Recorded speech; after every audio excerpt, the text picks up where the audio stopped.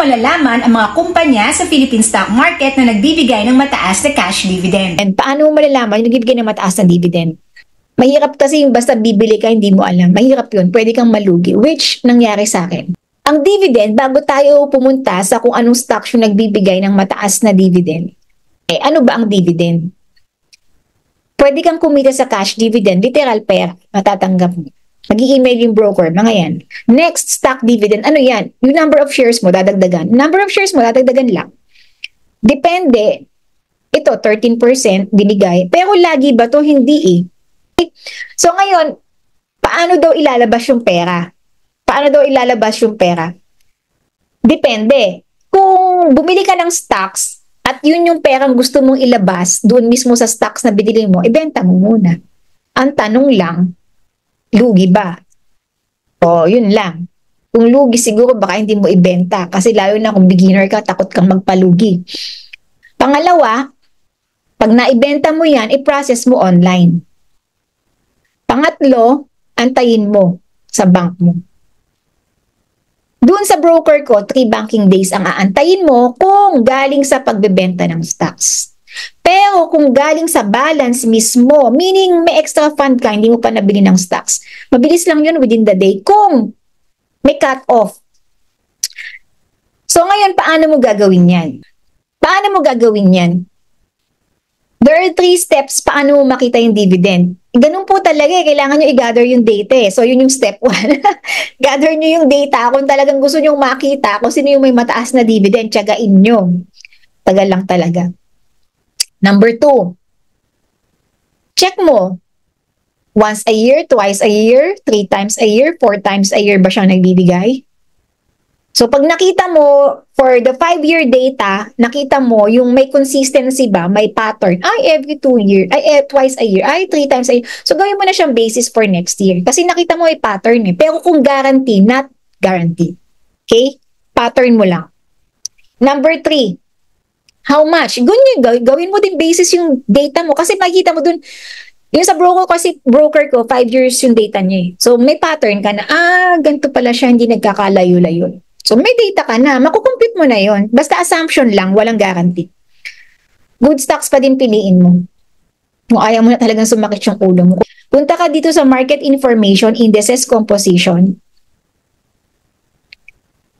Ayan ang mga blue chips na. As of November 11, AC, ACN, AEV, AGI, Ali, BDO, Bloom, BPI, CNPF, Converge, DMC, EMI, Globe, GTCAP, ICT, JFC, JGS, LTG, MBT, Mont or Mondi, Nickel, Pure Gold, SEC, SM, SMC, SMPH, TEL, URC, Wilcon. Okay, so ayan yung blue chips, dyan yung makikita, ayan yung i-gather nyo.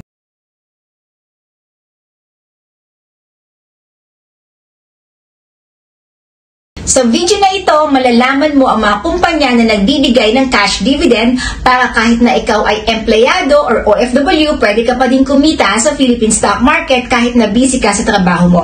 Kung excited kang malaman ang mga kumpanya na to, panoorin mo na ang video na ito. So ano-ano yung mga kumpanya na nagbibigay ng dividend? Madami, pero ito yung ibibigay ko sa inyo. REITs, Real Estate Investment Trust. Property yan. Under property sila. Property, real estate.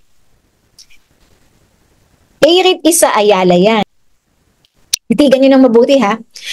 AREIT, Citicorp, DDMPR, Philinvest, MREIT, Premier, Island Power, RL Commercial, Vista REIT. So ayan po hindi natin iisa-isahin kasi madami yan. Bakit maganda yung REITs? Kasi low price entry. Pag inisa-isa nyo to, yung profile niyan, makikita nyo kung anong klaseng property yan. So, isa-isahin nyo na lang yung profile, di natin gagawin ngayon. Basta under sila ng property. Low price entry, for example, let's take for example AREIT. Pag bumili ka ng condo, it's either ang down payment niyan, hindi ko alam eh. Sino bang may condo dito? Wala akong condo eh. Ang down payment niyan, sige, wag na lang yung down.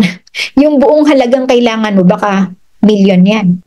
So, for example, AREIT.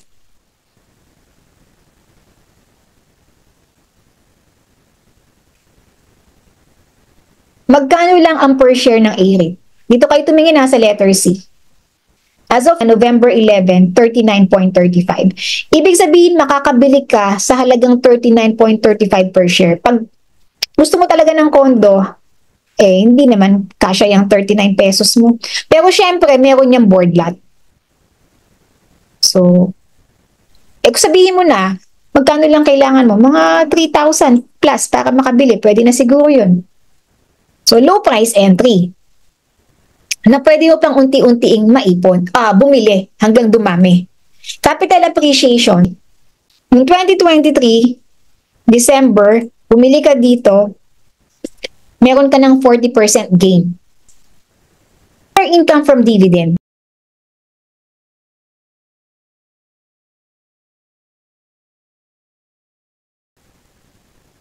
This portion is no longer part of the free training conducted last November 11, 2024. So, gusto kong ipakita sa inyo yung dividend of A-REIT para lang may idea kayo kung paano nyo makikita yung dividend. So, isa lang to sa paraan para makita ang dividend. Here, yung mga letter D dyan, ayan yung mga dividend na binigay. So, makikita nyo diyan yung mga rate, 1.07%, 1.19% nung September 15, 2020. So, isa-isahin na lang to, lahat ng letter D para makita nyo lahat kung kailan at ilang percent or magkano ang dividend. So, yung huling binigay niyang dividend is yung ex-dividend date niya ay November 26, ang payment date ay December 13. Per share, magkakaroon ka ng 0.58. So from there, makikita mo kung magkano yung kikitain mo per share.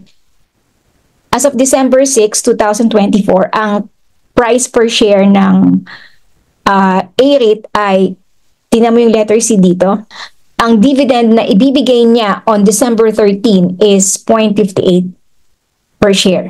Okay? So, you have to learn, lagi ko lang pinapaalala na ang investing sa stock market ay walang guarantee. You really have to learn muna para at least mas maunawaan mo pa yung stock market. I hope this video helps. Meron akong ginawang video tungkol sa mga blue chips na nagbibigay ng mataas na cash dividend. Panoorin mo yung video na yun, lalagay ko dito. At kung natuto ka sa video na to, ay mag-subscribe ka lang para mas madami ka pang matutunan sa akin dahil manonotify ka tuwing ako ay mag-upload ng bagong videos. Salamat!